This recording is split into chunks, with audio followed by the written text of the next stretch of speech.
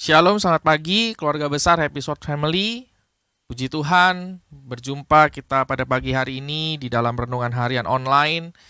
Dan kita bersyukur Tuhan terus melawat kita, memberkati kita melalui renungan harian yang disampaikan oleh semua rekan-rekan kita yang terlibat dalam pelayanan ini. Dan pada pagi hari ini, saya akan membawakan firman yang berjudul Back to Basic atau kembali ke dasar. Firman Tuhan saya ambil dari Injil Matius, pasalnya yang ke-24, ayatnya yang ke-4. Jawab Yesus kepada mereka, "Waspadalah supaya jangan ada orang yang menyesatkan kamu." Saudara, ayat yang baru saja kita baca ini ayat yang cukup singkat, namun ini adalah sebuah pernyataan yang keras yang Tuhan Yesus sampaikan secara langsung. Dan ini bermula dari pertanyaan murid-murid sebenarnya mengenai akhir zaman, kesudahan zaman.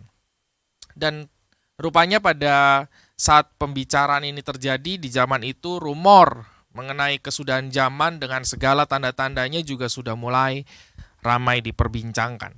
Namun jawaban Yesus sungguh sangat jelas di depan. Sebelum akhirnya kalau saudara baca, Yesus menjelaskan lebih detail lagi memang mengenai tanda-tanda dari akhir zaman itu sendiri. Nah, tapi yang saya mau tekankan di sini bukan soal akhir zamannya, tapi saya tertarik dengan bagaimana Tuhan Yesus menangkap pertanyaan dari murid-murid dan memberikan gambaran bahwa murid-muridnya ini bisa jadi masih terpengaruh dengan pemberitaan di luar mengenai akhir zaman. Nah, pertanyaannya mengapa ini bisa terjadi? Ya tidak lain dan tidak bukan karena mereka belum memiliki dasar yang jelas, yaitu kebenaran itu sendiri. Dan jika kita bicara soal kebenaran, tidak lain dan tidak bukan, itu adalah firman. Sebab itu pada hari ini renungan saya yang berjudul Back to Basic ini, itu kembali ke dasar. Dasarnya apa? Firman. Yesus dengan jelas berkata, jangan sampai ada orang yang menyesatkan kita. Nah, bagaimana kita tahu kalau ada orang yang berniat untuk menyesatkan kita kalau kita tidak punya dasar yang jelas, yaitu firman itu sendiri? Kalau kita simak baik-baik firman Tuhan yang disampaikan Bapak Gembala itu di setiap hari Minggu, kita akan paham ya bahwa pertumbuhan iman itu sangat berkaitan dengan firman yang kita makan di dalam kehidupan kita. Semakin banyak firman yang kita makan, semakin bertumbuh iman kita dalam Tuhan. Dan semua dimulai dari dasarnya. Tidak ada satu orang Kristen pun yang begitu dia kenal Tuhan, atau mungkin ada orang-orang Kristen yang dari lahir gitu ya, dari bayi sudah menjadi seorang Kristen, tiba-tiba dia sudah memahami seluruh firman dengan tingkat keimanan yang tinggi. Itu tidak ada. Semua berjalan seiring waktu, semua berproses. Namun kesuksesan proses itu hanya dapat diuji oleh waktu, dan semua ditentukan dari seberapa kuat kita meletakkan dasar itu. Berarti jika kita tidak memiliki firman sebagai dasar yang kuat, kita tidak mungkin dapat sukses untuk tidak disesatkan oleh orang lain. Hal yang paling mudah aja ya kita contoh ya. Seberapa sering kita dengan mudahnya meneruskan pesan broadcast tentang informasi yang mungkin sedang viral di media sosial. Kalau kita dengan mudahnya membroadcast forward ke orang lain, ke grup-grup lain, tapi kita tidak melakukan filter informasi atau bahkan mencari tahu dahulu kebenarannya, yaitu sama saja kita sudah disesatkan oleh orang lain. Kita mudah termakan hoax dan mudah sekali percaya akan semua pemberitaan yang ada. Nah, pertanyaannya, apakah kita mau kehidupan kerohanian kita menjadi seperti itu? Mudah terpengaruh doktrin-doktrin atau pengajaran-pengajaran yang belum tentu sesuai dengan firman Allah itu sendiri. Gereja A bilang begini, kita ikutin. Gereja B bilang begitu, kita ikutin. YouTube channel ini bilang begini, begitu, kita ikutin. Akhirnya kita rumit sendiri. Kalau saudara mungkin masih single, ya mungkin saudara bingung sendiri aja.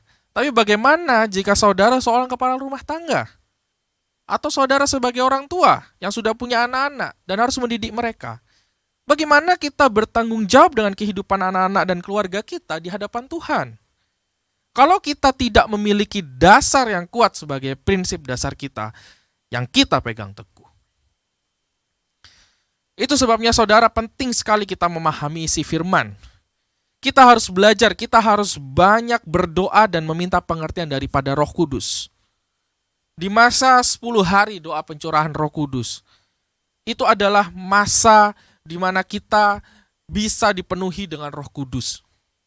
Kita manfaatkan waktu ini, karena kita tahu untuk mengerti firman, itu kita tidak bisa menggunakan pikiran kita sendiri. Kita butuh tuntunan Roh Kudus. Roh Kudus itu adalah penolong kita. Penolong yang sengaja Tuhan kirimkan buat kita ketika dia naik ke surga. Supaya apa? Ya supaya kita berjalan pada track yang benar sesuai dengan firman. Supaya firman itu sendiri yang sekarang sudah turun dalam bentuk Alkitab yang kita baca, kita tidak salah mengerti. Kita tidak salah artikan. Kalau kita bertanya pada siapa yang membuat firman itu, atau bahkan kita tanya pada firman itu melalui Roh Kudus, kita akan menemukan jawaban yang tepat. Itu sebabnya penting sekali kita memohon pertolongan Roh Kudus. Ingat saudara, kita selama di dunia ini mengemban misi dari Tuhan untuk menjangkau dan memenangkan jiwa-jiwa. Namun caranya tidak semudah meneruskan pesan broadcast melalui media sosial, bahkan tanpa mencari tahu kebenaran isi dari pesan tersebut. Semua dimulai dari pemahaman kita yang mendasar mengenai firman Tuhan. Kemudian kita lakukan, kemudian semua tindakan kita dalam kehidupan kita ini terpancar keluar dan disaksikan oleh banyak orang, dan itulah yang menjadi daya tarik untuk orang mengenal Tuhan. Sebab itu saya mendorong, jika memang kita merasa saat ini masih sulit untuk mengerti firman Tuhan dengan membaca sendiri di rumah, mari kita fokus saat kita sedang beribadah, terutama saat firman dibagikan. Percayalah, saat kita fokus, waktu itu tidak akan terasa lama. Saudara tidak akan bosan siapapun yang menyampaikan firman Tuhan itu. Jadi saya juga menghimbau, ikuti pendalaman Alkitab secara rutin. Kalau kita adakan setiap hari Selasa melalui Zoom meeting, bahkan di sana kita lebih punya kesempatan untuk bisa bertanya kalau ada hal-hal yang kita kurang mengerti. Jadi cukup banyak kesempatan dan media yang diberikan untuk kita, secara khusus di komunitas kita ini, untuk memperdalam pengertian kita akan firman Tuhan. Gunakan kesempatan ini. Belajarlah firman Tuhan sebelum firman Tuhan itu dilarang. Mari kita berdoa. Tuhan Yesus, kami bersyukur untuk renungan hari ini yang mengingatkan kami untuk kami terus memperdalam pengertian dan pemahaman kami tentang firman Tuhan.